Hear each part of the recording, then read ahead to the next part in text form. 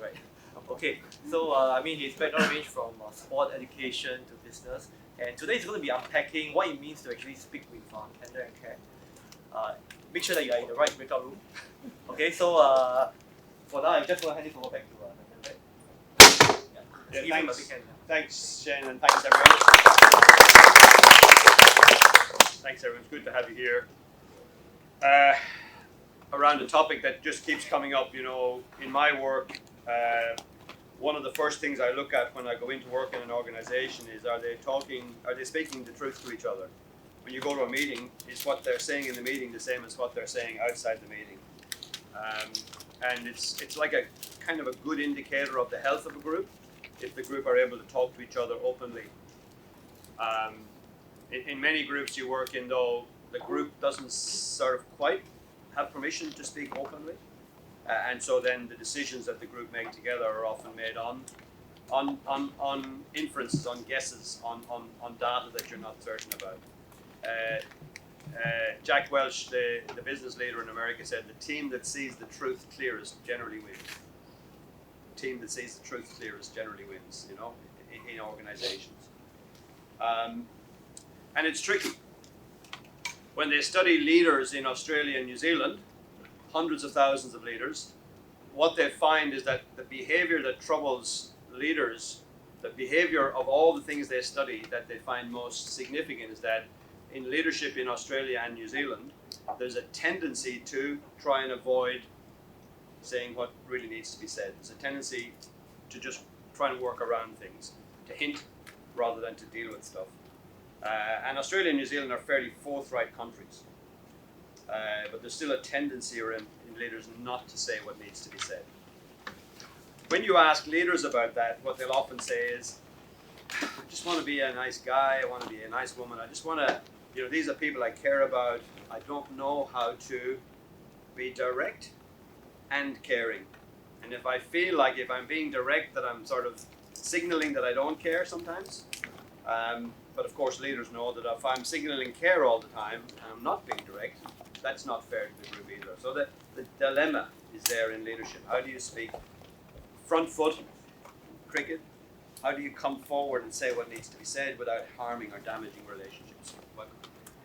So that's just last October I got a call from the Wallabies, you know, the Australian rugby team, so to come and work with them. They're stuck in the middle of the World Cup quarterfinals against England now. So I got a call from the Wallabies, come and work with them, and they were talking about what they wanted me to do, and I couldn't quite get the center of gravity of the proposal, and I said to the fella on the other end of the phone, I said, look, what's the core issue for you? What do you want me to come in and work on? And he said, we don't know how to have adult conversation. We don't know how to talk as adults. And if you can think about rugby as a sport, how tough they are, how courageous they are, like how physically courageous they have to be to play that sport at that level. So it's not a courage issue in many ways. It's just that they don't have the skills to keep that courage in their interpersonal relationships that they know they need to underpin great performance. You have to have truth and courage in the organization. If we can't talk to each other, we're not going to work with each other that well. So this is the sort of background to why I would put a session like this together.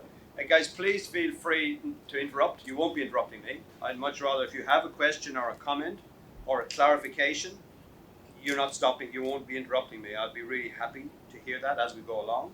And there'll be times in this session where I'll ask you just to chat to the people next to you and just to make some sense. Be careful what you hear from me, because I can only speak from my experience. You know, I don't come into the room neutral. I come into the room with my assumptions. I come into the room with my experience. I come into the room with my beliefs about the world. And some of the things I say to you will come from that place. And they may not be your assumptions or beliefs or thoughts about the world. So please feel free to clarify, because this is not my session, it's yours. It doesn't really matter if it's my session, well, what's that? It's actually meant to be your session, so what you can take from this is the important thing, not what I say. There aren't recipes for this because we're dealing with a very flexible. Human nature is so fluid and flexible that if I could just say to you, here are the 10 things you need to know, it's a recipe. But of course, a recipe doesn't work in the truth of the situation is always more complex than the recipe. So if I could just say, here are the 10 top tips, you know, you could read that in a book. But we all know that that won't match the context you end up dealing with in a difficult conversation. You might know somebody that you care about that you have to say difficult things to. That changes things. The recipe will change there. It might be somebody who's senior to you that you have to have a difficult conversation with. And power will change that. And so recipes, I want to talk today more about approaches. How would you approach these conversations? And also about how do you approach them internally inside yourself? How do you get yourself ready to have one of these conversations? So, and I'm taking you as proficient people. Like you're clever people, you're experienced people, you know lots of things already. And so if I was just to give you a recipe, I could have just handed that out. So it won't be like that in this session. I'd like you to have a thought first. As we come in here, what are your questions about how to have difficult conversations? You know, when you in your leadership life have to step forward and say to someone, maybe someone you care about, someone that you have to have a relationship with, that behavior is not okay. We can't do that. That will not work for us. We have to stop doing that. So when you have to have that, you know, deliver a message to somebody that you care about, that you're going to end up working with, that the relationships with that person matter, what are your questions as you think of yourself in that situation where you have to come forward and say, no, stop, enough, we don't do that here. So have a think for a second. And then when you feel free, just to talk to the person next to you, what are the questions that you bring into the room around this? And I'll write a few of them up because that'll help me to frame and connect in as we do the presentation more proper. Some of you might be very good at this. You might be a very direct and skillful person. Others of you will feel the other way. I'm pretty clear what I want to say, but I'm not good at coming forward and say it. Some of you may feel I'm very good at coming forward, but I'm not skillful in my language, and I end up hurting people when I come forward. I do more damage than to the relationship, even though I do say the thing that needs to be said. So whatever is the question for you, just have a think and then a quick chat with the person next to you.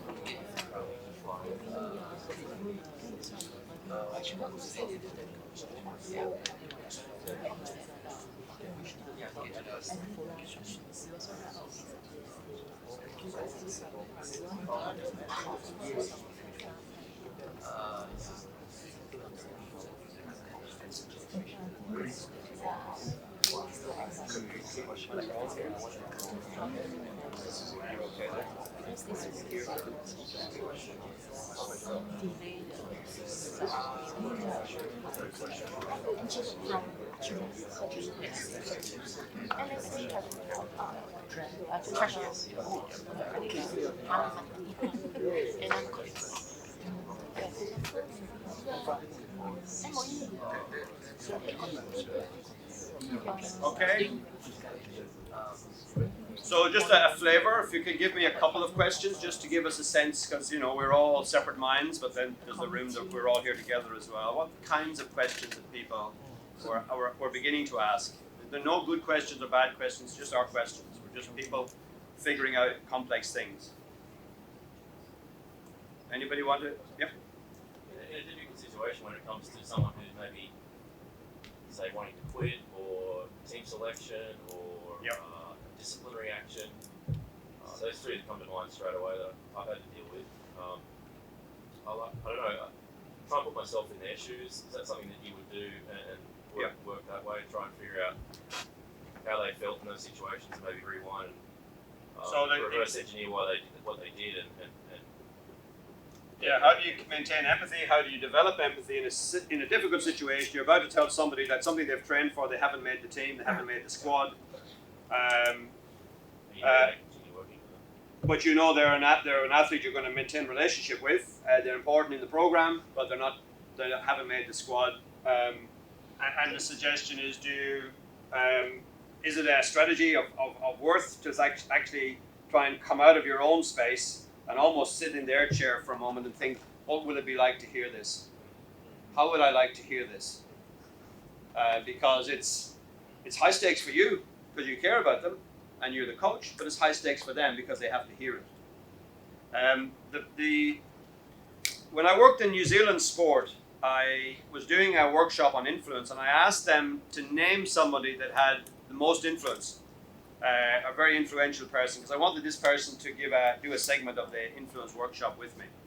And they all named the same fellow, not everybody, but most people named this same fellow. I said, what does he do? And they said sort of precisely what you have just said. Sorry, I don't know your name, Matt. They said precisely what Matt has just said. They said he is the one who tells people that they're getting cut from programs. He's the one who tells even physios that they're not going to the Olympics. They might have been attached to, they're bringing a smaller number of physios. So he's the one who has those conversations in high performance sport in New Zealand. And they said, however he does it, and even though you seldom like what he has to tell you, you always walk away from talking to that man feeling respected. You walk away thinking, I hate that he told me that, but I love the person who told me that. Because he did exactly, Matt, and when I talked to him, I said, how do you manage to do that? How do you actually build relationship in a difficult conversation? And he said exactly what you said. He said, you know what I actually do? He said, before they're coming in, he says, I actually sit in their seat, literally, physically, just to change my mind shift. Because I'm going to be sitting in my chair, but they're going to be sitting in their chair. And he said, just to trigger my empathy, I get up before they come in, and I sit where they're going to be sitting, and I just try and put myself in their place. What will it be like to be going home to tell your wife this? To tell your parents this?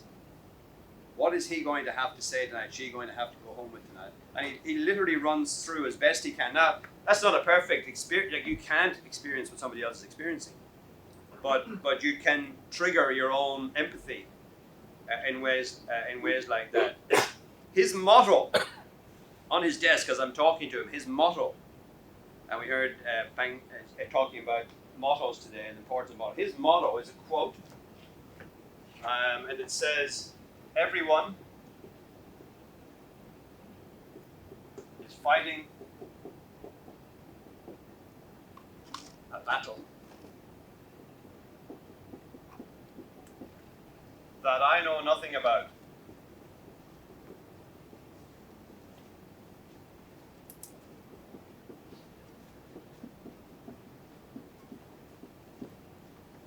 Be kind. Always.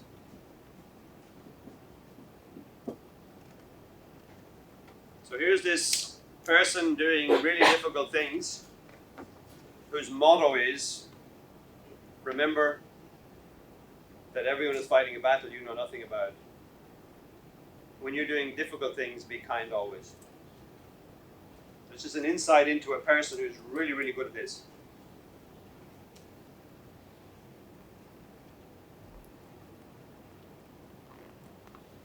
You can be really direct and really caring.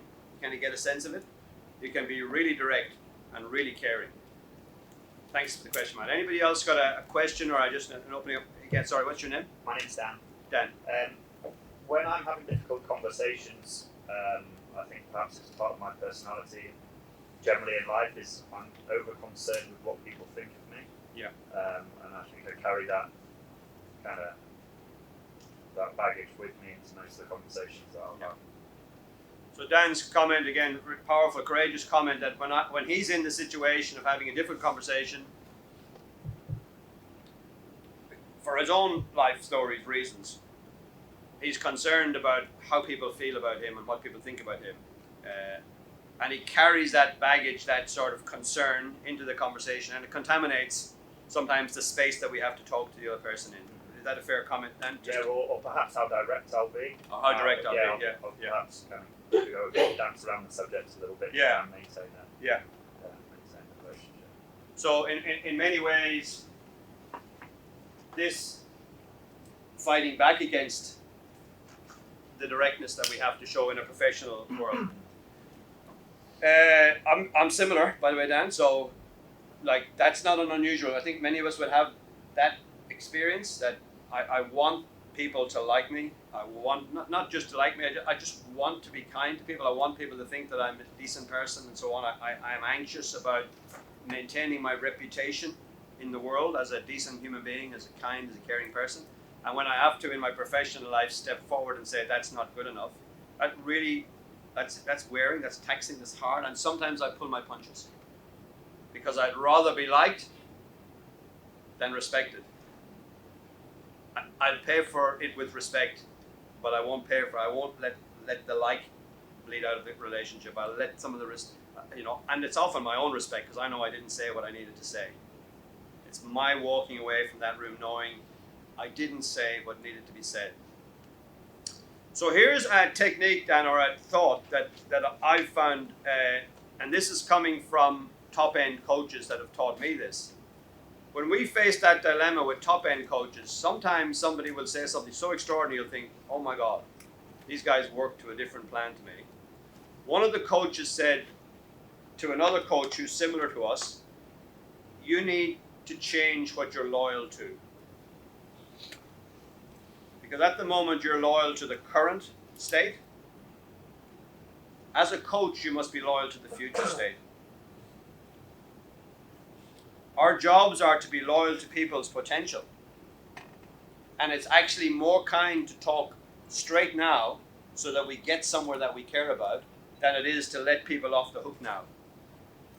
And it's been quite helpful to me, Dan, because I've actually reminded myself loyal to the future. Sometimes if I have to say things that are difficult, it's because I care about you that I'm saying those things. It's because I want to contribute to a future that you care about that I'm having this and I'll even say that now in conversation, Dan. I'll say, this is a hard conversation to me to have because as a person, I really like you. You know how much I care about you. But I'm not here as your friend. I'm here as your coach. And a coach's job is to talk about what's not here yet.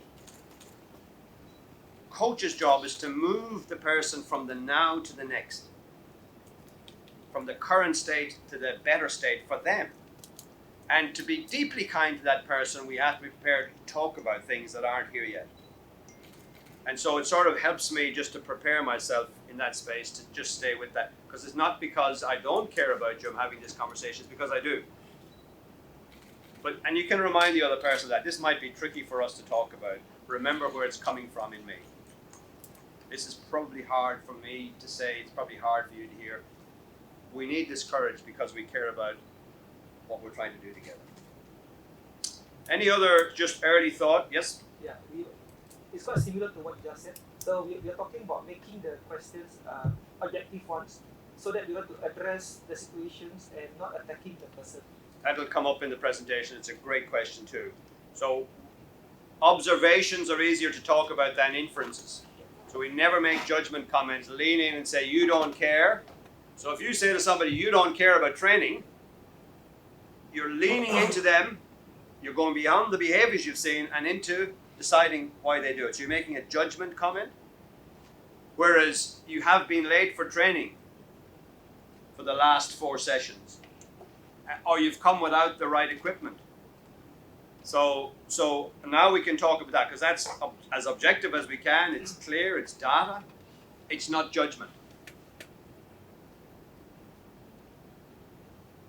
So it's a really astute point, and we'll practice a little bit of that as we go through in this session. You know, how do you make sure you keep your comments to what's observable and seeable by you and them, and not going into why they're doing it. Don't go at their intention, go at their impact, what's observable.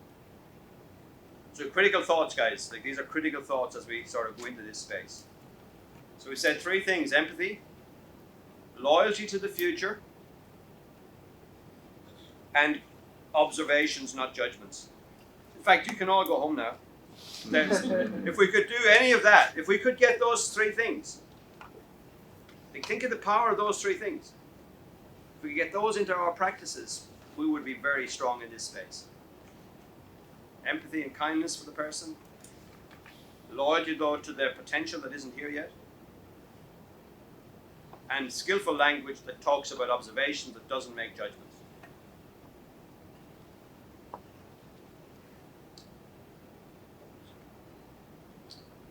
So I like grids, as I think I showed you one yesterday, or at least in the other session. If we put Candour means directness, straightforwardness. Candour is just a word, it's a bit of a buzzword. Troy and I were talking about it. There's a lot of talk in the literature at the moment about candour.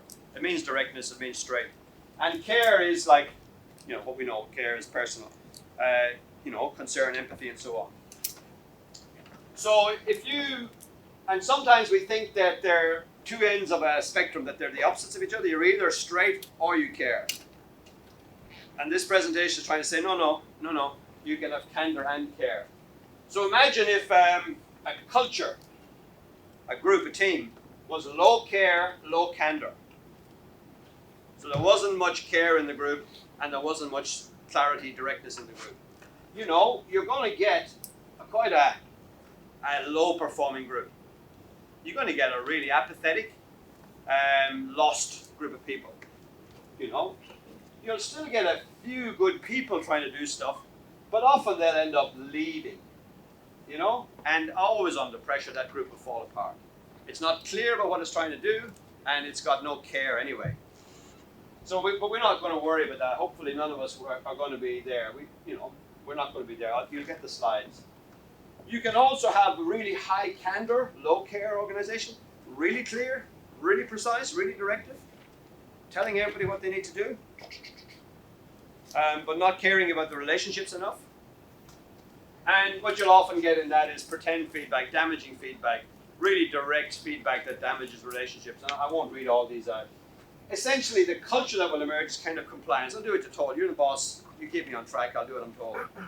But you know, it's sort of might look okay from the outside, but it's a compliance culture. It can be the army. In the old army, now that the army is becoming more asymmetric, the army is starting to understand that modern enemies don't fight by the old rules. Modern enemies are asymmetric. They're you know, and so the army, in many ways, certainly the American army, are. We talk about Stanley McChrystal when he went into Afghanistan. He went in with the best army in the world, and he said we were perfectly prepared to fight an enemy that didn't exist, because Al Qaeda wouldn't fight by the rules that they were trained to, and so he had to completely strip out a lot of his assumptions. But it is the army as we typically perceive it. The army is a structured environment as we typically perceive it. Authority is passed down, up, on really vertical lines. Everybody knows their roles. Everybody does what they're expected to do. And you know, in certain circumstances, it's really important. But in the world that's becoming more disruptive, more asymmetric, power is under pressure in the world at the moment. How power is conducted is under pressure in the world. There's a book out at the moment called The End of Power. Because so much knowledge has been democratized, you know, people want in a different way to what they want. Young people don't want to nowadays live by a strict hierarchy as older people like myself were able to accept when we were young. The people in front of you in your coaching space will be coming from a different set of mental models, many of them, than the ones that you might have accepted. Those of you who are, over 40, say. So you can have high care, low candour. This is a little bit of a complacent organization where it's just about being nice, look after you, and if it's really tough, don't say it. So you got a lot of complacency in that organization or that group. But you get real joy in a group where the care is high and the candor is high. When we know we're talking to each other straight because we care about each other and because the mission we've got together is an important one for us all. So that's the sort of sweet spot that we're trying to aim at. And, you know, without reading all that, this is sort of where we want to be. There are deficiencies that we want to avoid in these other places. And in conversation, because it's so fluid, there are only a few things you can really, there's only a few fixed points in conversation that you can prepare for. Much of what happens is going to come from the other person, so you can't predict everything. Mike Tyson, the boxer, was once told, I wouldn't quote Mike Tyson very often, but you remember the boxer Mike Tyson? He was once told that he was meeting a boxer who had a plan. He has a plan for you. He has a plan for you. Are you worried about this guy because he's got a plan for you, Mike? And Tyson said, everybody has a plan until he gets a punch in the mouth. And then the plan goes out the window. And in difficult conversations, you can be as planful as you like, but what the other person says, how people feel, the energy, the emotions in the room, the plan will never be exactly how it goes. But you have some leverage around preparation, around what you say first. You can plan your opening statement. You can plan how you're going to start. You can plan when a conversation goes off track, you can have a statement ready to put the conversation back on track. You can plan how you finish, and obviously you can plan afterwards. You can think about how to reflect. So there's a little bit of structure that you can plan for. But inside, in the gaps between all these then is the really messy bit of a difficult conversation when the emotions get going. Conversation, like human beings we're rational, but our rational brains are sort of the last bit of our brain to evolve. So our executive brain, our prefrontals, that's the reptilian brain got going first, the limbic sort of emotional brain built up around that, and then the executive function, sort of the rational part of us. So if you like, the rational brain is like a mahout. The guy who sits up on the elephant and directs the elephant. But the elephant is the emotion. And as long as the elephant is happy, the mahout's fine. Beautifully. But as soon as the emotion gets into a conversation, mahout just needs to hang on because the elephant is deciding what happens in that room. And so emotion is the bit that makes this start to get really sort of messy and flexible. Emotion, how we're feeling. What about the other part of the when and the where? And that's implied in the prepared aid. Yeah. So how you prepare, when are you going to have this conversation? Even if you're going to have this conversation, where should you have it? Like, do you want any barriers between you and the other person? If it's, or you want to just sit in a more relaxed space with them and so on. Is it a coffee shop? Just change the formalities of it. Sometimes it's not. It's your desk you want, because you want to maintain, a barrier between you and the other person and show that this is an authority conversation. So all of that, yeah. So we've got a little bit of flexibility, a little bit of preparation there, but we've got to be really fluid then inside the space after that.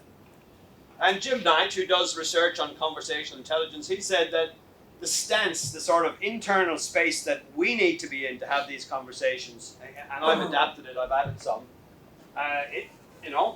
10 commandments there. This is sort of what you need to be like. That conversation, that people are equal. Even if I'm delivering a difficult message, this other person is as legitimate as me. I won't again read them all out. That you're not being attacked here. Just to lessen the stakes a bit. Take the stakes down. Nobody dies here. I'm not trying to land an A380. If you make a mistake, it's not a catastrophe. Just lower the stakes a bit. If you're in a difficult conversation with somebody, it's probably that your stories are different from theirs. Let's clarify that. And it's good that you think, and we can get better because of this. Things can get better between us. So that's the sort of internal space that skillful people. And when I talk to my friend who says this, who has this on his desk, when I talk to him, he wouldn't use the same language, but you'll hear that in how he approaches these. This is where he's coming from. This is what maintains his respect for the other person and their respect for him. But of course, we don't see ourselves clearly. We all think we're one thing, and you know, we don't see ourselves clearly. You know, our fundamental attribution error is that we think people can see what we mean. We think people can see what we intend. But that's not what people see. People hear our words and people experience our impact. So, you know, I think you know I'm a nice person when I'm in this conversation. I think you know I care about you. Of course you know I wouldn't be trying to hurt you. They don't see that. Unless they can hear it or they can experience it. And so, you know, all of us are less clear. Lindley's research is that fewer than 1 in 3 of us are clear on what we're good at. Less than 1 in 3 people are clear about what they're good at, let alone what we're not good at. Which is really why feedback is so important from the outside. Because when you get feedback from somebody who's skillful, they're giving you a sense of what you experienced as. If you don't get feedback from others, if your feedback all comes from yourself, you're wandering around, it's all going beautifully in here. How good is this? And we have old stories that trigger all we're as storied as the next person. There are, way back even in our childhood, there are stories that are still playing out in our adulthood. You know, I'm working with somebody at the moment, and his old story is, I always have to prove myself. So from his family, we heard in the keynote this morning, the power of the family for good. In his family, you know, he had a good family, but his dad made him feel that he always had to prove himself. And so he goes into every sort of difficult conversation, sort of with the kind of a competitive edge, with the willingness to think. That old story gets triggered very quickly. Prove yourself, prove yourself, prove yourself. We've all got old stories. Like the 5-year-old, the man grows around the boy. The woman grows around the girl. Like we don't leave our 5 and our 10-year-olds behind. Those sort of old stories stay in us for a long time. And of course, we all have different social styles. I don't know in the room, I'll give you a chance to have a buzz about this. I don't know if you've used Reed's social styles. There are lots of ways of doing this. This is not meant to be the best or only way. But broadly speaking, it's easy to see that they say people come from, broadly speaking, we come from one of these 4 social styles, all of us. Some of us are very analytical. We want it to be right. We really want things to be analysed well, to be right, to be factual, to be clear. That's our driving motivation. And when you're working with an analytical person, you know, you kind of have to sort of work well with the grain of them. Like the grain of that person needs us to be respectful of their stance in the world.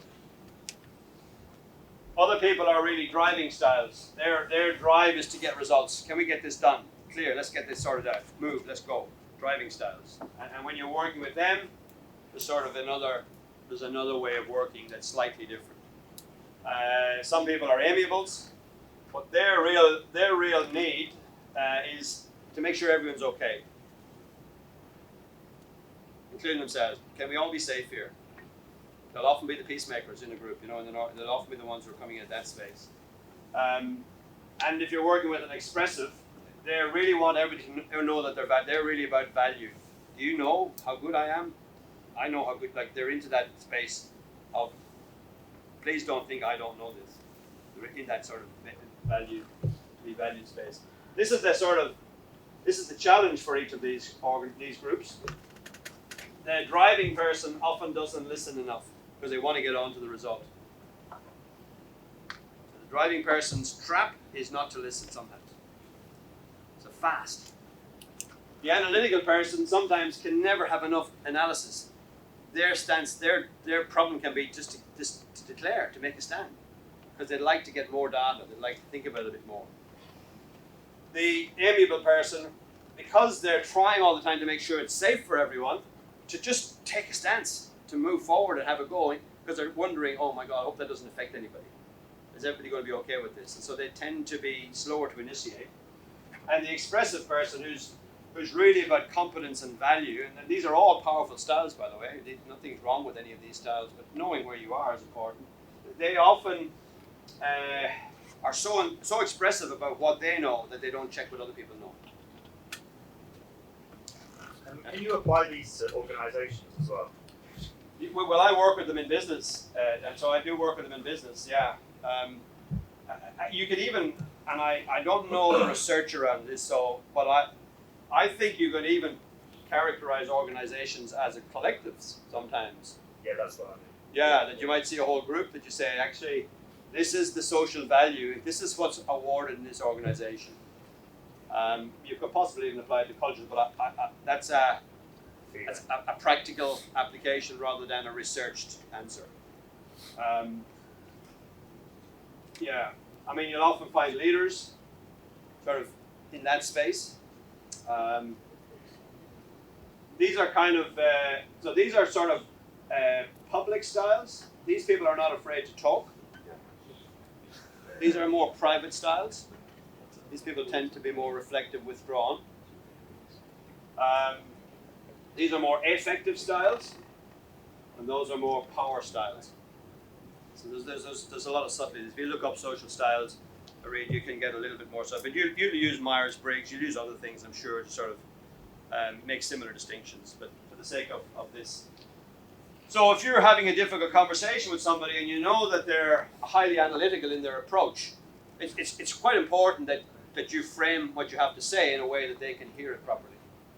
If you're having a difficult conversation with a highly driving style, like, you know, some of us are in the middle here, we can operate at a different, but you know, a strongly driving style, you know, your data would want to be talking about why this makes a difference and how quickly we can get, you know, you have to convince them.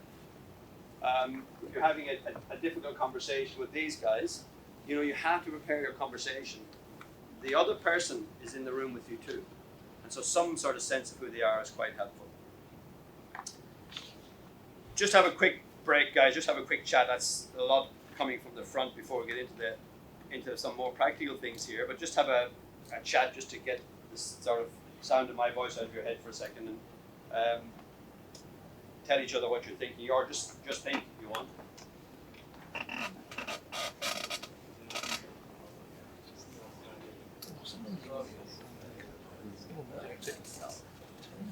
It can be a bit contextual too. Sometimes the task you're doing can put you into a space. The expectation of the task can say you need to be a driver on this one because you're leading this. And if it's not your natural style, sometimes that's why your leadership work can feel, I don't really like it, there's not that flash in this. Yeah.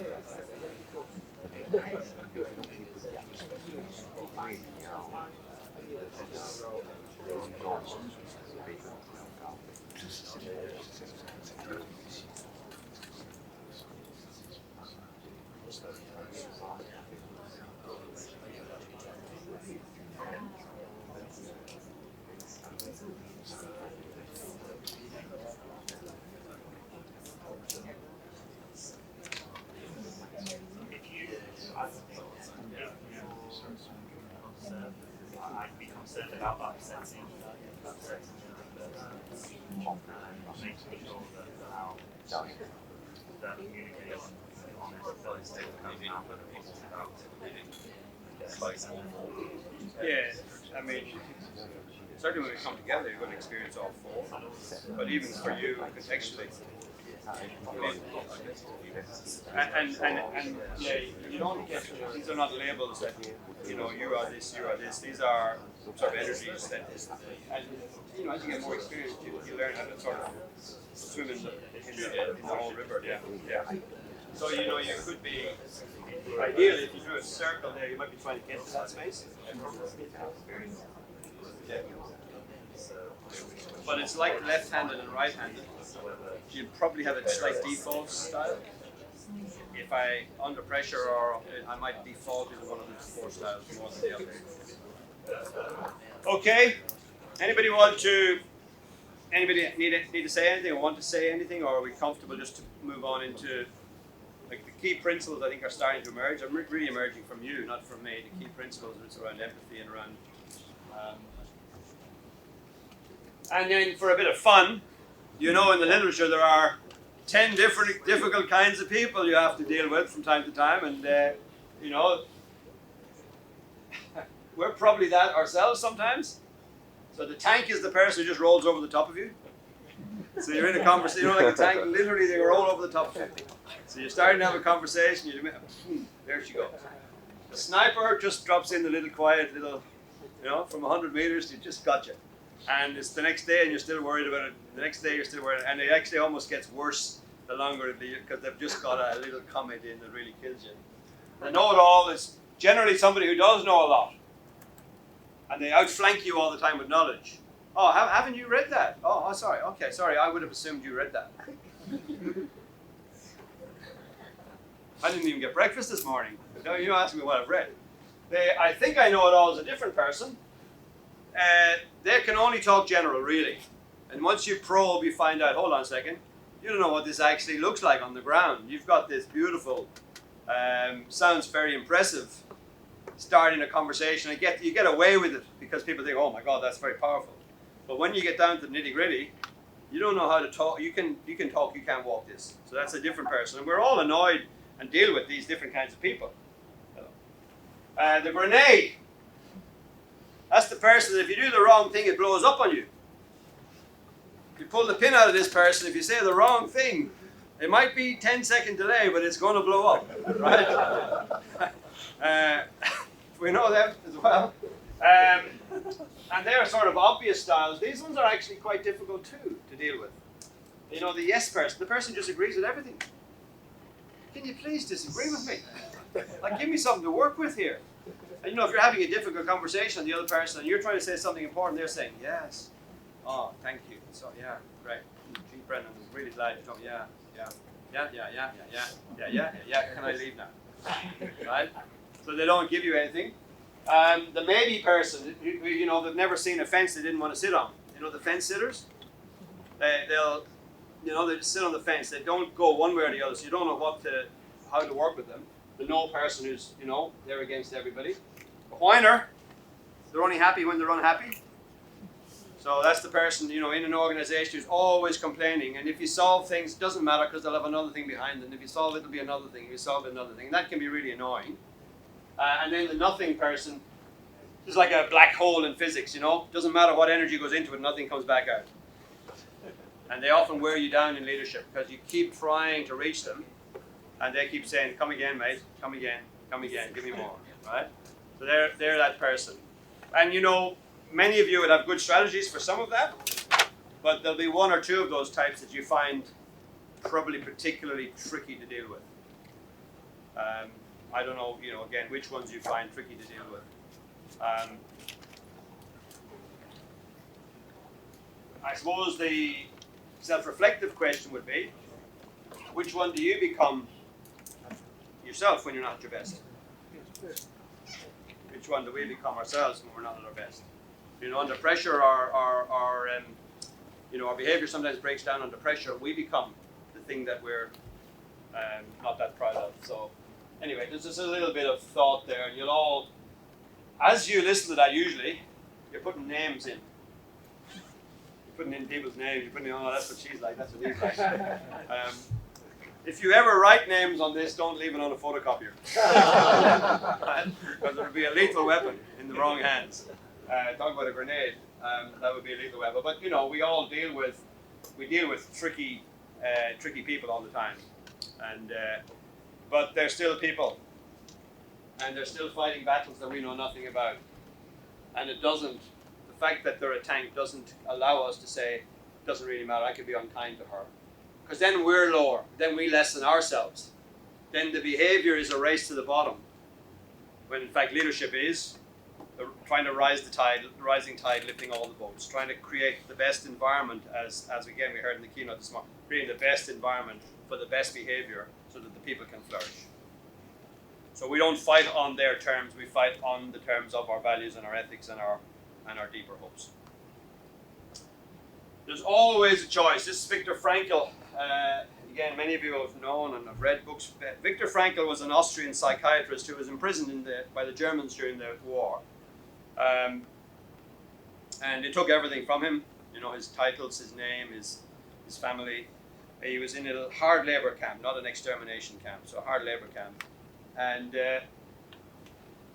he began to look at the people in the camp that were working with him, and he began to realize over time that he almost knew who would die next from the hard labor.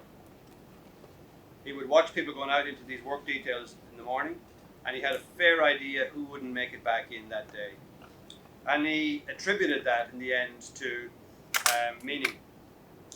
The people who, like, he remembers, he talks about a guy who had cigarette butts that he picked up off the ground that the guards had thrown away, and a little bit of tobacco left. He had 3 of these little cigarette butts. And essentially his life meaning had come back down to the fact that he had these 3 cigarette butts. That's all he had left to live for. And Frankel, in some interview says, I remember the day he smoked them before he went out, knowing he would have no reason to put up with the hardships of the day. He's at the end of his tether. He smoked the meaning that he had left, and he would probably not make it through the day. And he survived the camp, Frankel, and wrote a book and founded a school of therapy called logotherapy, meaning therapy, and said that this is kind of the last thing we can do without his meaning. At the end of it all, we still have to have meaning.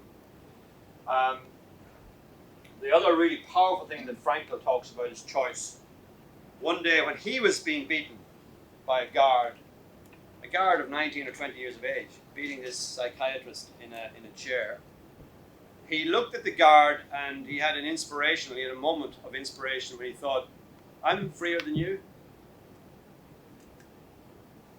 I'm the one in the chair getting beaten. You're the one with the power and the truncheon, but I'm actually freer than you. And what he said really powerfully was that between anything that happens to you and your response, there's a little space. Between anything that happens to you and your response is a space. And how you use that space, is the place that makes you either great or not so great. It's the place it's the last of the human freedoms. So if anybody's angry with you, between that and your response, there's a space. And you can anger up again, back, get all Irish. Right? Or you can actually say, no, he's angry, I can respond in lots of ways to that.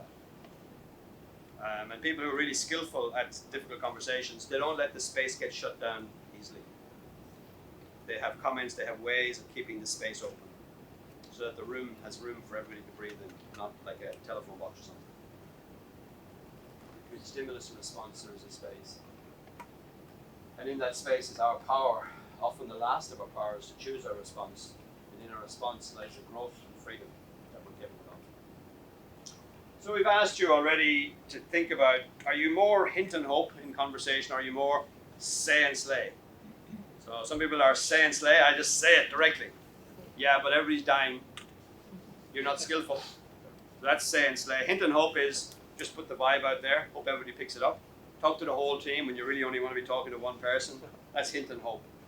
And skillful people are kind of saying things with respect. They're sort of in between. They're saying direct things, but they're saying them with respect. And that's the sort of sweet spot we're trying to aim for. There are conversations you have to have in leadership. This is the Australian Army. There are conversations you can't avoid. If you avoid conversations, people will think your leadership is not strong in that space. Standards you walk past, people are watching that. If important things are being walked past, people are making assumptions about your leadership. Not suggesting you should fight all the time, but you have to be ready to go when you have to go. So you had that question on the sheet yesterday, on the keynote yesterday. One of the questions coaches ask me a lot: how do you deal with high-performing bad citizens? So you can't criticize their play, but their colleagueship, their teamship, their cultureship, their citizenship, horrendous. And we made another grid. Performance, citizenship. Don't worry about you know what I mean by citizenship. Commitment to the team beyond the play. And so we got 4 categories again. And again, you don't want to leave this one on the photocopier if you put people's names on it. Because you do get these high-performing bad citizens. And I want to show you how they deal with that in conversation. They deal with that by acknowledging the performance first and challenging the citizenship. I'll show you the form of words they use. Then you get some really strong people in your culture. They're really good performers and they're really good for others. They mentor, they support. This guy could be a bully, this person could be a bully in the culture, but a great player. And they're really difficult to deal with because the sponsors love them because they only see the player. The sports body might love them because they only see the player. The player is good for the profile of the sport. But the team is dying around them because they're bullying younger players or they're doing inappropriate things, whatever. So you get high-performing bad citizens. You get high-performing good citizens. By the way, stay out of their way. They're better than you. Leaders, they don't need heavy leadership. They need light touch leadership. If you want to enlist them as mentors, they're powerful mentors to the rest of the players and so on because they can talk performance and they can talk citizenship. They can't be outflanked by one of these two things. So they make strong mentors and light touch leadership is probably all they need. They're already strong. Then you get this nagging group. The low performing good citizen. They won't train properly, they won't pay attention to standards properly, but they're beautiful. They remember everybody's birthdays. You know what I mean? They're when somebody's in strife, they're in with them. They're talk about high care. When somebody's having a tough time, they're sitting with them. So they're really, really often really loved. They don't want to train anymore. They don't want to pay attention to standards anymore. And then you get this sad category.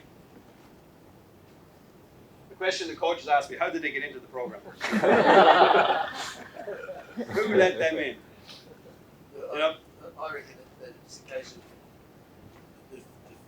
the three, the two on the top and one on the right, they all get into the team. Yeah. And until they get down to the national elite team. And there are thresholds in here. Yeah. Because you can have somebody who was a great player who over time, as they get older perhaps or whatever, they drop off slightly, but they're still a great citizen and you'll hold them for a while because they're really good for the group.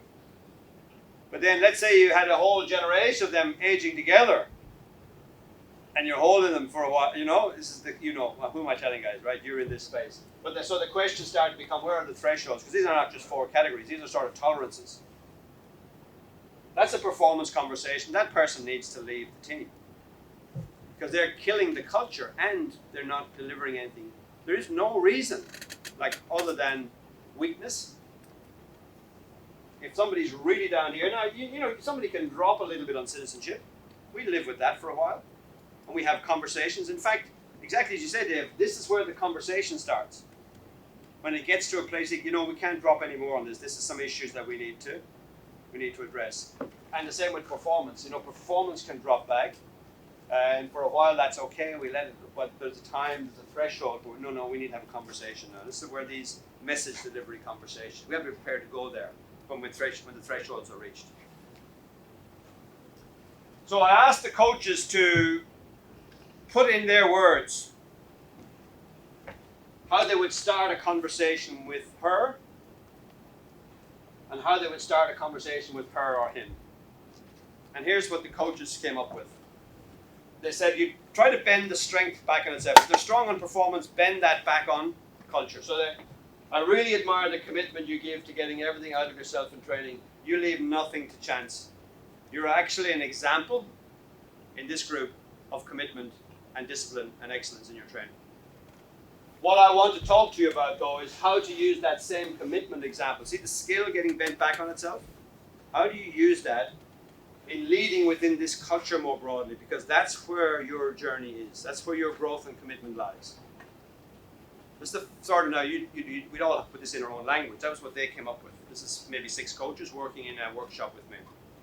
I really admire your high performance. I want you to apply the same talent to your culture of performance. Here's the low-performing good citizen. Same methodology, obviously different words. You've got to acknowledge the citizen and bend it into the performance space. You have been loyal to this place and to this group for a long time. You hold the story of the place together. People revere you here. People look up to you. I want you to focus your loyalty on your performance tonight because that's where your journey lies.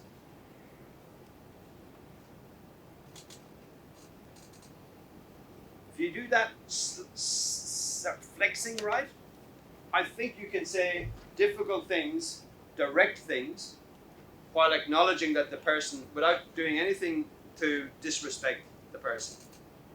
You're actually even giving them hope if you do it well, because you're telling them the talents that you use in performance, the same talents will be helpful in culture.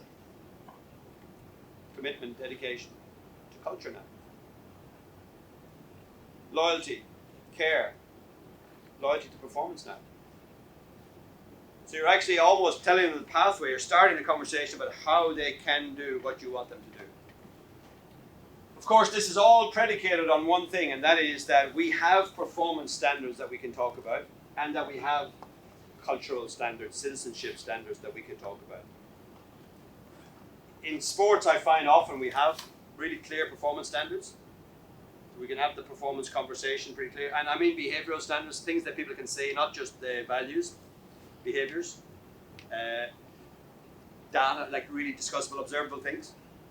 I sometimes find that all we have over here are our values. We don't have clear citizenship behaviors that we expect of each other. For example, that everyone picks up their fair share of the workload here.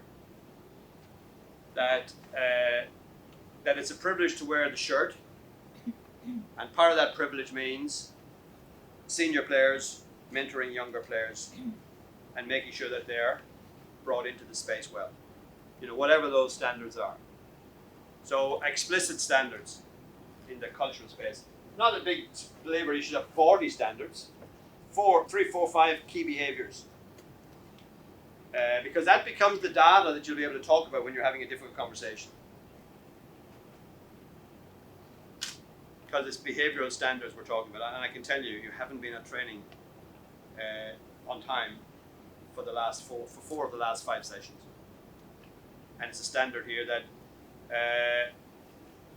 when anyone's late, it's a disrespect to the group. Because the others have made the effort to be there on time, they're waiting for you. When anyone's late, it's a disrespect to the group. There'll be circumstances, of course, fine. But if there's a pattern, because we don't go for a difficult conversation the first time something happens, unless it's a really bad breach. We go for a difficult conversation when there's a pattern in what people are doing. Because you've got enough data to go in with then. If anybody can make a mistake, I'm talking about the pattern now. So I find it quite useful. Even as you know what a concept does, it actually gives you a frame. It gives you explanatory power. It gives you a way of thinking about it. You know that. You know the people here. You know, if we had a whiteboard there in your team, you could tell us where people are. And you could say, oh, he's just coming back slightly. She's just coming forward slightly. You could position most of the people there with reasonable accuracy. One coach I know has done this activity with the team, and they got the assistant coaches and themselves to position people. And they had a conversation about why do we see them differently? Are we seeing anybody differently? That, you know, who you see as high culture, I'm seeing as slightly as lower culture. What do you see that? And even that was clarifying for the coaches. But don't leave it around if you do put anything name on. And these kind of phrases are quite useful in this space. And we've talked about the courage to stay loyal to the future of a student, of a person that is your, like an athlete that is your student. So the fundamentals. The other thing, you have leverage over how you prepare yourself. So when I was a school principal, a little bit, you might not know this, some of you are in schools, I'm sure you know this well. It's kind of your job to get abused. Now and again, people will abuse you. They'll blame you for things that aren't your fault. Sometimes the staff will blame you for decisions you made. Sometimes the parents will blame you because every child is a genius. If anything goes wrong, it has to be the school's fault. And I've been in some pretty tough conversations with people. And in some angry rooms. You know, where people are essentially insulting me. One woman, one particular day, the word she chose to use for me for that day was stupid. You're stupid. And sometimes you'll say, no, that's enough now, we won't have a conversation. And we can't be respectful. But I heard stupid a few times before she's called me stupid. She said I was so stupid I didn't care about the kids. I was so stupid, all I wanted to do was defend the staff. I got so good at this, not taking it personal, that I'm in that room, and what's in my head is, lady, You got no idea how stupid I really am. I'm far stupider than this. This isn't even the stupidest thing I've done today. Like, I'm not buying into her insult. And that's not just to be I'm not trying to be disrespectful to her. I need the space to deal with this well. And if I get sucked into the insult, if I give the insult permission to annoy me, then the space in the room to resolve the thing it just isn't there. So because I can come out really tough. And I can tell her all sorts of things about, and what happens then? I win, and the relationship loses. She wins, and the relationship loses. And we have to work on with each other. So we've got to maintain space. Nothing is personal unless you let it. Like, there is an opportunity there between stimulus and response. You're stupid, and my response, between that, there's a space. There's freedom. You don't know me well enough to say that.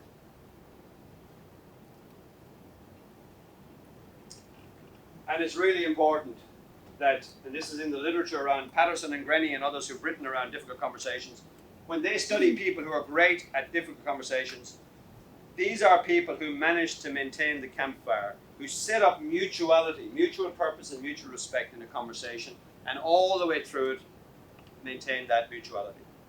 So, if I had 3 chairs, I'd show you, in a conversation set up when it's going poorly, it can often feel like that. It's almost win-lose set up like that. Me and her fighting with each other.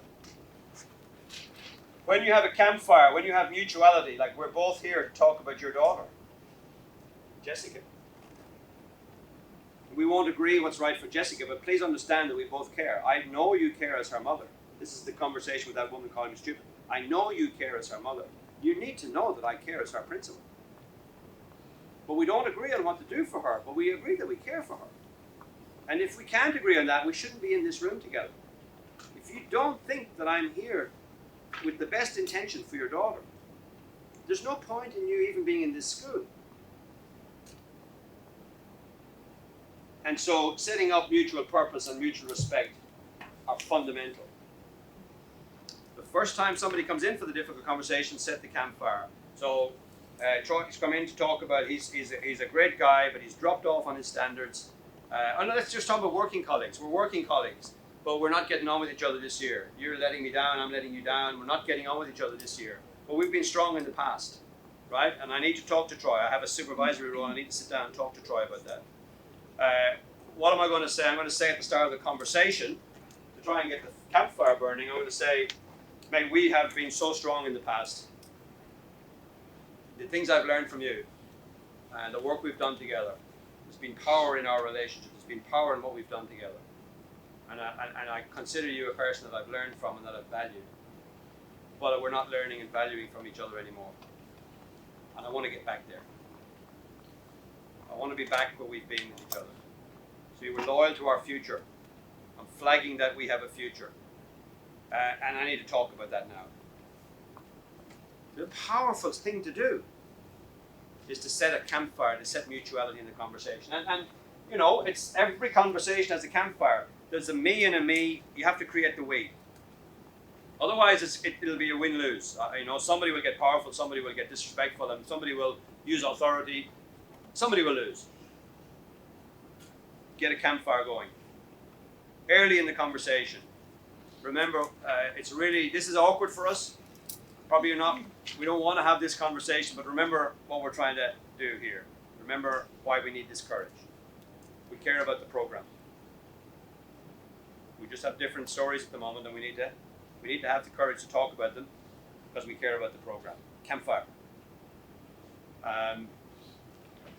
So there's kind of statements, and again, you'll get this in the slides, guys, because language is important. Campfire statement. We're here because we're passionate about. And this will probably be a passionate conversation, but remember, it's passionate because we're passionate about our sport. Let the passion roll. If we disagree because we care so much about our sport, or these kids that we're training or whatever. I won't go through them all. Look at that one. things are not going well for us, and at the moment we need to have a truthful, really courageous conversation. We need to do that now. So let's make sure we stay connected. So statements like that early in a conversation. Because once you have a campfire, when the conversation starts to go wrong, you know what you can do? You can put your hand out over the campfire and say, can we just stop for a second? I think we're losing purpose or respect. You've got a reference place to go back to if the conversation starts to go wrong. You can make an intervention statement and say, Brendan, just time out here for a second. We're getting angry. And I think we're forgetting the thing we care about together. Don't be afraid to name emotion. Something like, that's the elephant, remember? It's like the mahout talking to another mahout trying to pretend they're not on both of them on elephants. Don't be afraid to name emotion when the conversation starts to lose its focus. So I'm going to just talk through a bit of a process for a message delivery. So not every conversation is a message delivery. Sometimes it's just a conversation to figure out what somebody else is thinking. But I'm picking a particular type of conversation where you have to take a leadership stance. You have to come forward and say something that the other person might not welcome. So message delivery. Okay? That's not all conversations, this conversation. So your initial stance, your energy's got to be advocates, has to be coming forward. You can't just ask questions in a message delivery conversation. How's your life going? How are you feeling at the moment? That's you're not delivering a message there. You're just giving, message delivery is, here's what I see. And generally speaking, in a message delivery conversation, there'll be phases in the conversation. The first phase, because you're the leader of it, is raising the other person's awareness of the message. What do you see that they need to be aware of? Raising their awareness of what you see. So it's a data phase. It's telling them what you're thinking. The second phase is you coming now. So front foot phase first, awareness. Then coming back to listen to what they see. And you're particularly listening for acceptance, for some sort of sense that they've heard what needs to be heard. Because it's acceptance that drives us into the third phase, action. That's the broad phasing of this. I'll open this up a bit more. After the action, if they do deliver on the action that you've agreed, there's always an acknowledgement phase. As soon as you can, once you see that they're actually taking it on board, go and assure them that you really appreciate that they've actually taken the action you've asked. So don't wait too long to acknowledge if you can. That's the broad phases. We don't want to be inferring intent. You've already said that. We don't want to be, and we want to be using observations more than judgments in our data. So if in your head there was a story, she's very lazy, you want to get that story out of your data, because everybody's going to defend that. But maybe you'd start telling yourself a different story. It's kind of hard to see what she's capable of, because she starts with an initial effort, but she doesn't give herself the challenge of the second effort. And you might have examples in training where initial effort, but no second effort. So you want to change your story. If you're in that space of telling a story about somebody, like they're disrespectful, he can't be bothered listening to anybody else. He's a know-it-all. He can't be bothered listening to anybody else. You want to start turning that into, how are you becoming convinced? What is the data? He's got a habit of jumping into quickly. He's really keen to put his ideas across, but he never leans into anybody else's ideas. It's his idea, So starting to change your story so you get the data clearer in your head. So we don't, because if you go in with a judgment comment, you'll create threat for the other person.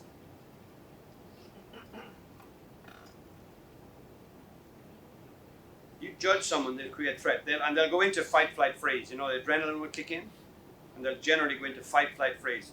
They'll come out swinging, or they'll just want to be out of the room, or they'll just freeze up and you get nothing at all from them. So we don't want to do that to people.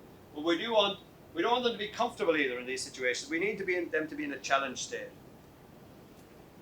In leadership terms, your leadership should provoke. If you looked at leadership as a face of a dial or something, some cultures and some leadership is too comfortable. Leadership is just nice, but other leadership is too threatening. Nobody's good enough. No matter how hard you work, I'll always find more for you to do.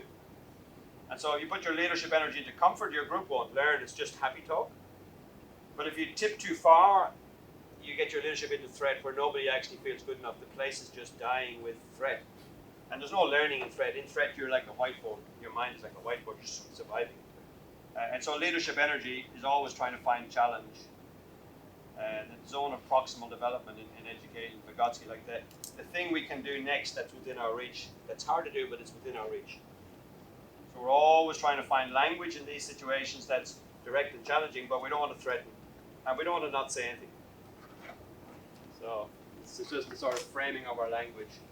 I left the extra bars there because sometimes in a long form of this, we do this over a day, people write scripts and stories. So we're always looking at what's observable. And then these 3 A's, there's awareness, there's acceptance, and there's action and acknowledge. So they're the 4 A's that I talked about earlier on. First stage is for you to be clear on, when I've left this room, what must I have said? What is the critical message that I must say here? It's amazing how many people don't go in, they either go in with too much to say or not enough clarity around what must be said. So you've got to clarify the message for yourself before the conversation. And then you've got to collect some accurate data and examples. What are the observables that convince me? What will I be able to show them to convince them? You've got to have some observables. You're not just going in saying, I don't think you care. You're going in saying, the story I'm telling myself at the moment is based on the fact that you're late for training, that you're and clear, observable things. When you start the conversation, don't give all your data in your first, you don't just go in and say everything. You go in with a couple of pieces of clear examples that you want to talk about, and you keep some data back, because if they push back on you, you don't get acceptance, you want to have other examples. So sort of split your data up. You know what I mean by data? Just examples, stories, clear things. Here's a hard one. If you're going to use data from somebody else, as far as possible, put their name on it. Because telling people that a number of people have been to see you to say this tends to provoke threat. So let's say teammates have come in to tell you, the coach, about another teammate who's, whatever the standard is that they're breaking, clear standard. Very tricky situation. Because the moment you say that to them, a number of your teammates, you know what they're going to do. What we would all do, they'll spend most of the meeting trying to work out who's been in to see you. And trust is going to be damaged inside that group. So there's a bleed started there, there's a wound there now.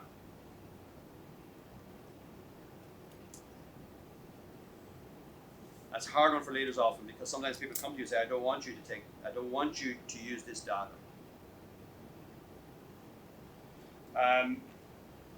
The damage that does is this. So person A comes to the coach. Who's person B? Oh, let's put the coach as person C. It's nice for your C for coach. Person A comes to the coach to talk about person B.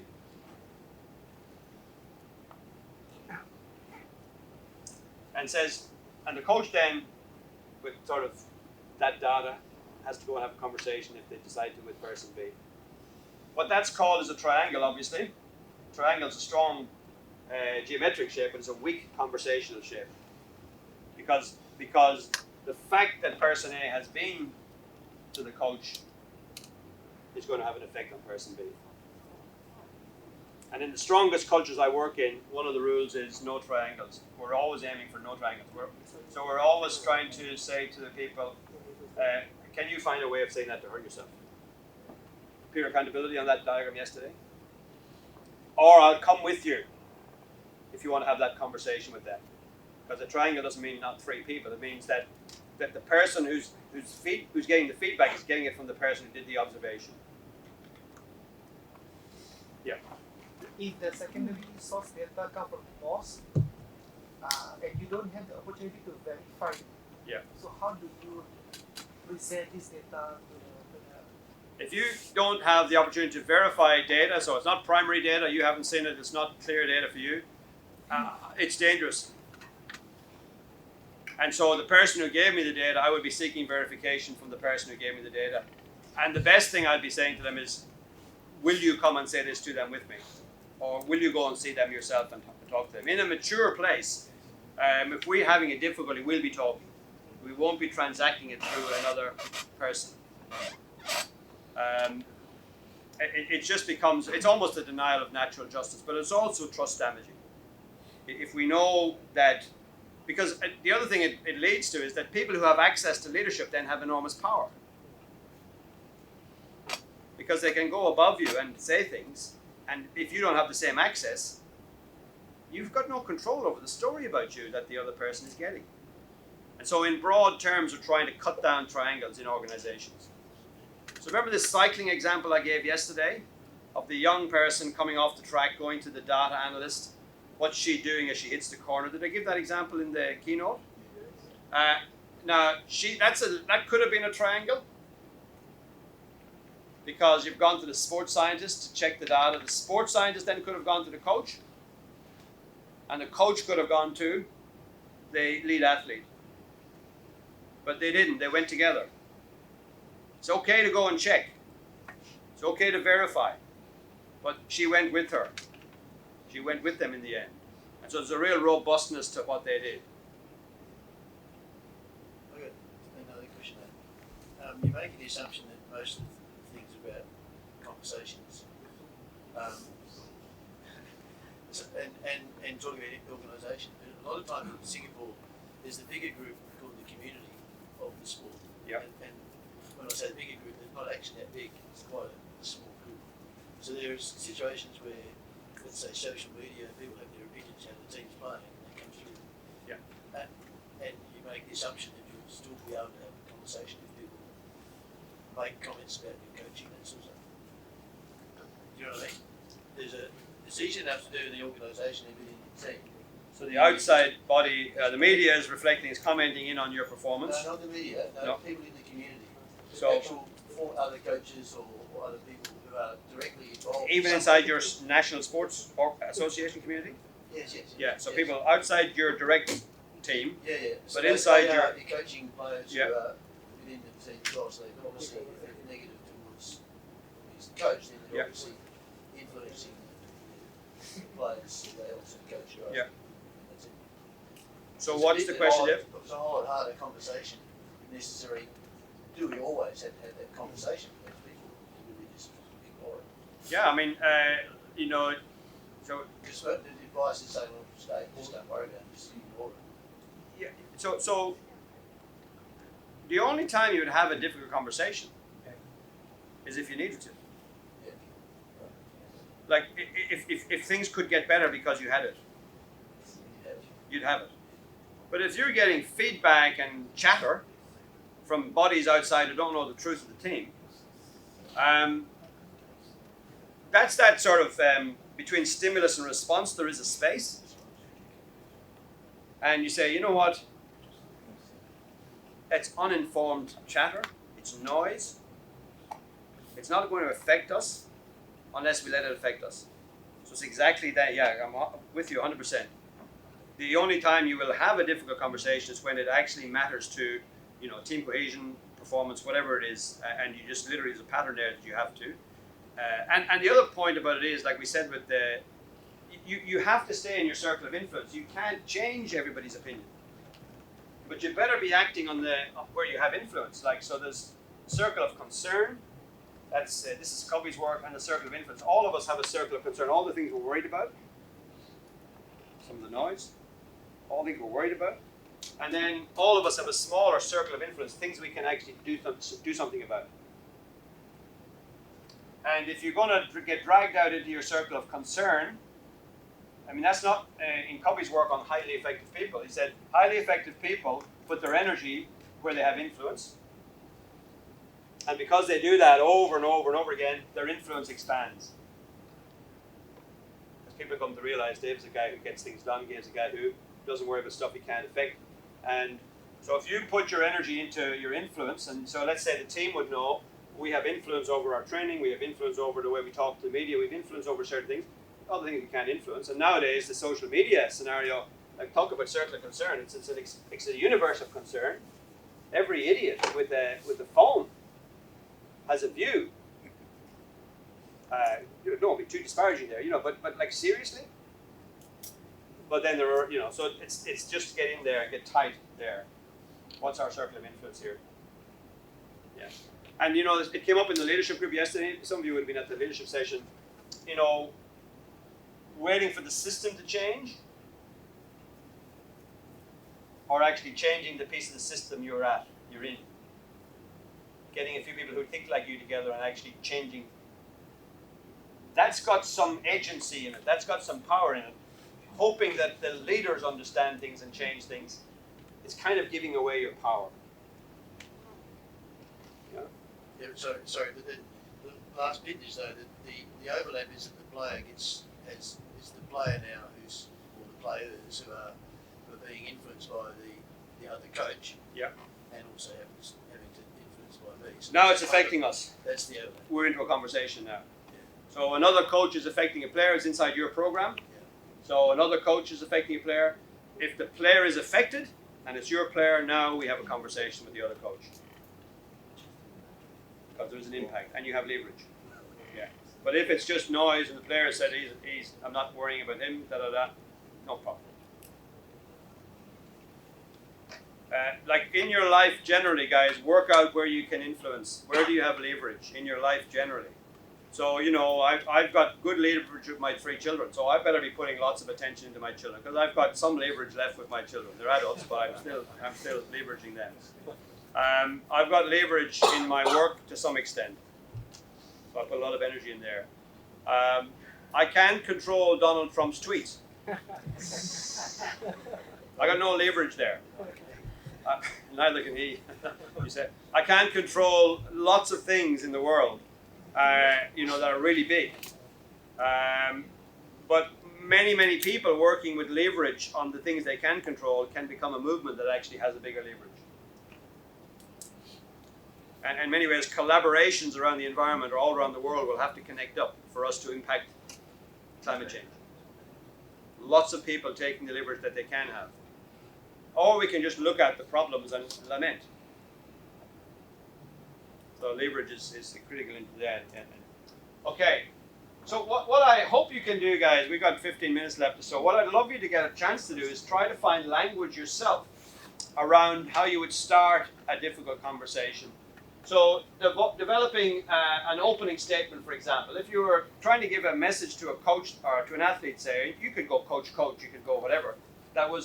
What would your opening statement be to remind them that there was a campfire? Like what could you say? And you can actually think of a specific example. I'm dealing with an athlete, she's very talented, but she's not paying attention to some important things at the moment. What would your opening statement be to make sure that she was respected and challenged in the same space? Or, and this is an or if you prefer, but this might be, so a conversation goes pear-shaped on you. You're in a conversation, it's going okay, you've started okay, but all of a sudden they get angry with you or they begin to really, lose purpose or respect. How do you say what's a timeout statement you could use? And like literally, I mean, in your own language, something as simple as, Brendan, I'm going to ask for a timeout here. Because at the moment, the conversation is not going to lead us anywhere because we're starting to lose respect for each other. We're starting to lose sight of what we're trying to do together. And I just want us to breathe now and think differently because we can still resolve this, but not if we stay in this spirit. Just those kind of statements. Because then you're ready when that situation occurs just to time out, name the emotion, and come back in. Or you might decide, I'd like to have a form of words when I finish a tough conversation that actually says, I'm really proud of us, mate. Like that was really awkward for us because we've got a long history and we've worked well, and that was a tough conversation we've just had. And I'm proud of the fact that we had the courage and the commitment to have it, and we're on a good track again here. Flagging future connection. So those are 3 sort of statements you should have in your armory. And I just want to give you a chance for a few minutes just to play around with one of those statements, whichever one you think. What sort of language you put around that. There's one other last thing, and I might just put this in before we finish in case we don't get it done. And that's just when somebody ambushes you. You're in a conversation, you're well prepared for it, you've got your data clear, and all of a sudden the ambush happens. Bang. So what an ambush does, shuts down the space. All of a sudden, I was in a room with you, now I'm in a phone box with you. There's no room. It's right up there. You know, you're in a fight, flight freeze. Adrenaline kicks in. You can't have an elaborate process in an ambush. You've got to have a very simple first step because you haven't got much time here. And you've got to get the room back. You've got to get the space back. And the first step is critical. We use the metric IBM. That doesn't stand for the computer company. That stands for Intercontinental Ballistic Missile. That's what the ambush feels like, right? Bang, all of a sudden. The first thing to do in an ambush, and as long as it's respectful, if it's not a respectful ambush, you can just say, no, I'm sorry, we don't talk like that to each other. Yeah. But if it's sort of a respectful ambush, they come at you, they're angry, but there's it's okay, it's reasonable. Believe it or not, the best thing you can do is ask them to ambush you again. Because think about it. Think of their energy. I'm going to show you. They've come at you. You know, anybody do Aikido, martial arts? They've come at you. What they're expecting is for you to come back at them. They're ready for that. Or collapse. Surrender. And you've actually asked them to come again. So, geez, there's a lot of heat in that, right? There's passion in this for you that I don't understand fully. Can you tell me some more? Right? Ask them to say it again in some form. So what's the worst thing that's going to happen? Okay, maybe they'll shoot you again. But you're already on the way to the hospital. We've called for the ambulance. Now you're going to get 2 wounds fixed. Right? Okay, some people will actually go again. They'll balance and go again. But you heard it actually, so you're okay. Because this second time is different. But more typically what happens when people are asked to say, they'll reframe slightly. They'll say, geez, I look down, I'm really fed up. I feel like I've said this to you a number of times. They'll start to reframe slightly, generally speaking. And the point of all that is so that you can breathe. Because what happens in an ambush is you lose your breath, you lose your center.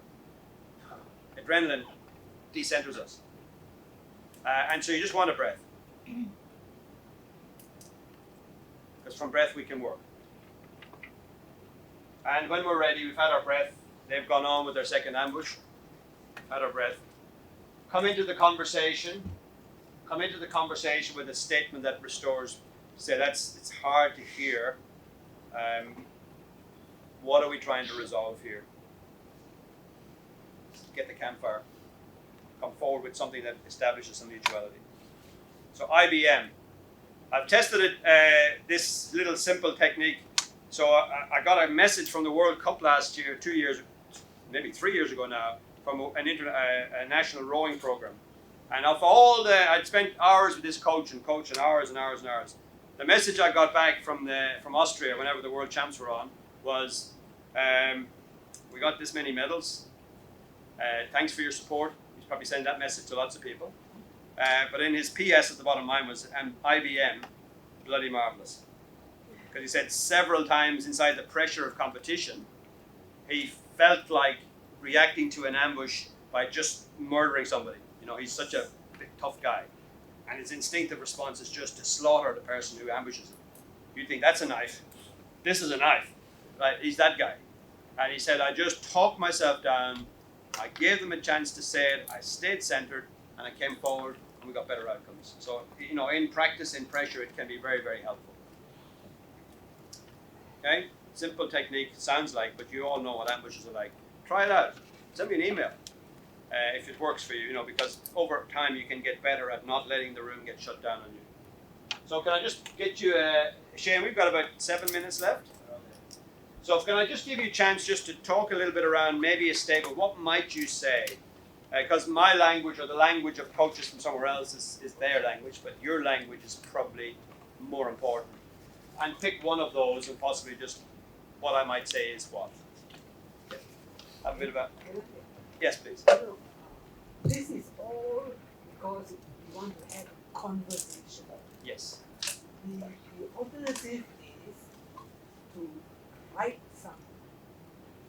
Yes, so the alternative is to write something like an email Yeah, maybe. or whatever.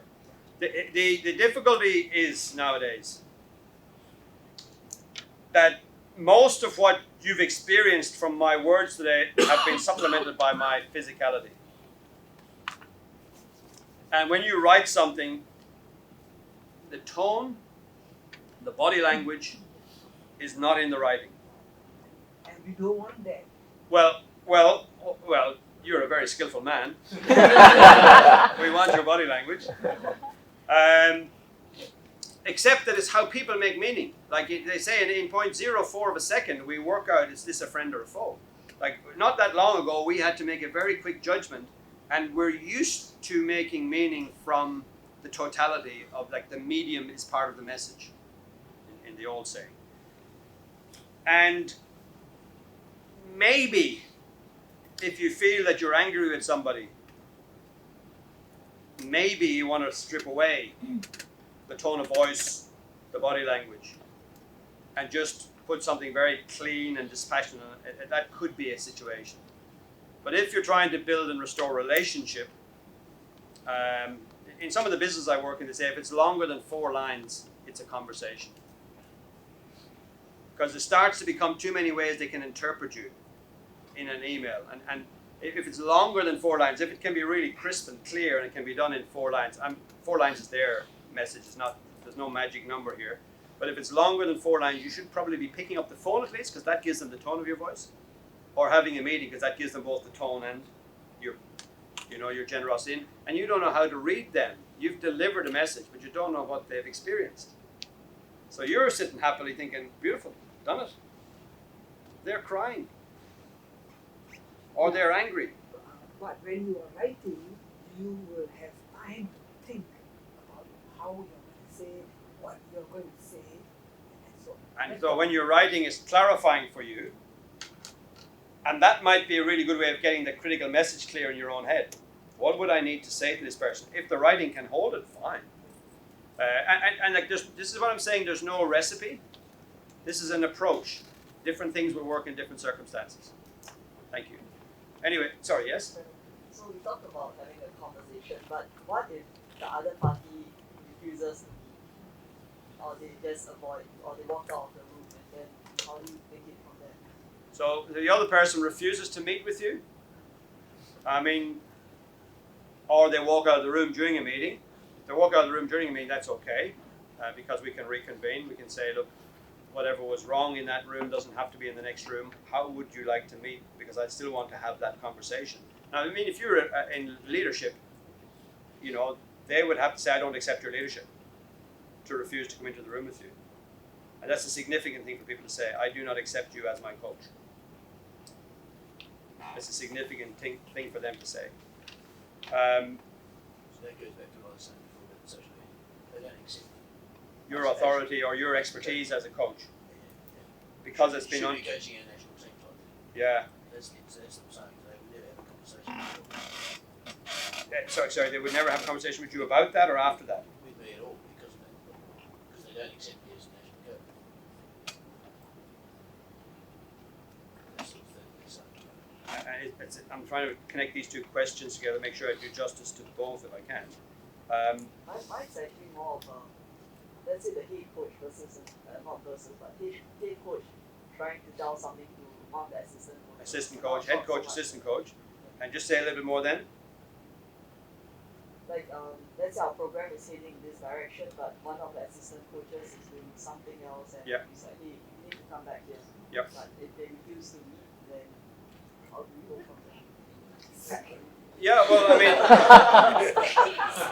mean, in many ways, that's the, like you see, I'll come back to it. Another acronym, CPR. Do you have that acronym? Cardiopulmonary resuscitation. We're going to have to resuscitate a relationship here. The first time we're going to be talking content. In all these conversations, we go in on data, on the content. But if that yields nothing, you go in on pattern. You go in and say, no, like we've had this conversation or similar ones a number of times now, and nothing has changed. So we escalate. I need more acceptance than that. And if you get no acceptance, or you get pretend acceptance and they don't do it, you get pretend acceptance and they don't do it. The third time you talk about a relationship, you say, you fundamentally, by your actions, are demonstrating that you do not want to be in relationship professionally with me in this program. Are you clear that that's what you're saying? So you escalate, and you talk about relationship and the damage that it's doing now. That the contract, the social contract between a senior coach or a head coach and an assistant coach, you are now breaking the contract. Because the contract, to the best of my ability, I will take you in on decision making. At the end of the day, I'll make some calls too. And at the moment, you're deciding to breach that part of the contract. So, nth degree, I can talk, but at the end of the day, you make this decision and you want to sever this relationship. I mean, so you have a little bit of an escalation. I mean, a big escalation, really. And if somebody still stays out of it, I mean, really and truly, that is a person who's not going to be good for your culture. And the next conversation we've made, okay, how do I support you in not being here? What you would like me to do to support you in not being here? Because our values and our agreement are this, your behaviors and our conversations are this. If you know somebody who's recruiting for what you're doing at the moment, I'm happy to give you a reference. But inside our culture, these expectations need to be. Sorry, Dave, I didn't pick. Is that? Yeah. Okay. I think our time is almost up, guys. But I didn't really stay with that. We need 5 minutes to run through. We have that time. Just to give you a chance, just to talk to each other a little bit, just to decompress a bit and take the bits. Maybe if you don't do the activity, it's on the sheet for you anyway. Even if you just want to say to the person next to you a key thing for you, a key point for you. So we've covered a lot of territory here, guys. I hope it hasn't been too fast. But a key thing that you're going away thinking about, just share that with the person next to you. And when you get the slides, the activity is something you can construct the language at another time. Thanks for those questions. Like, that's really helpful to me. Hope the answer was helpful to you. A little bit.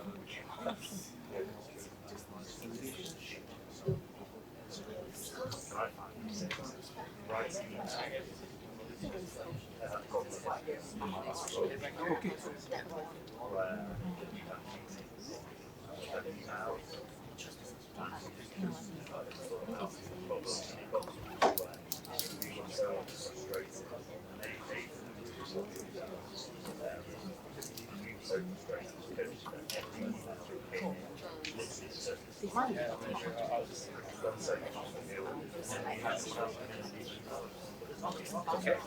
We were so frustrated because every single time it stuff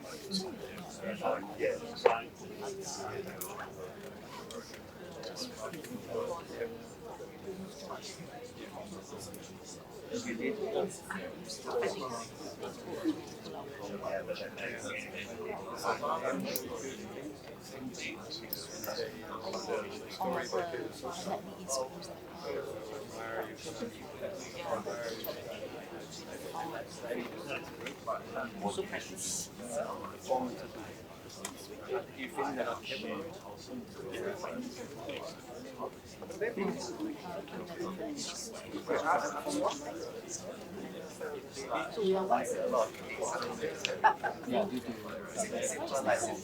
think that it's not during my thing.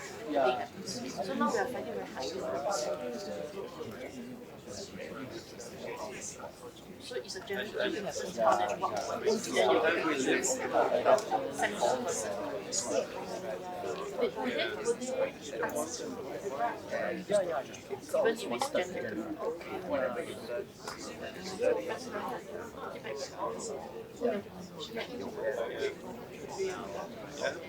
keep them in the program, they're very different. They ask you whether it's so important.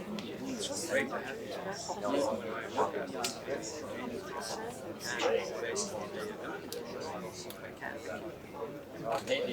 keep them in the program.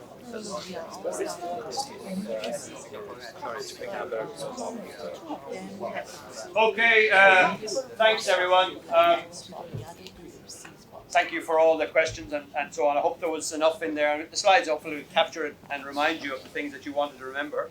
Your questions are powerful and strong, and obviously you're very skillful in the way you think about these things. Hopefully, though, there's something up there that will actually help you just to sharpen the blade slightly and just be a little bit more skillful in 1 or 2 areas. And if that's the outcome, then great, because 30 of us will be having the right conversations in the right way, and building performance and building connection and building joy and respect into our programs through being a bit more skillful in this space. Take care of yourselves, and thanks for the privilege of working with you.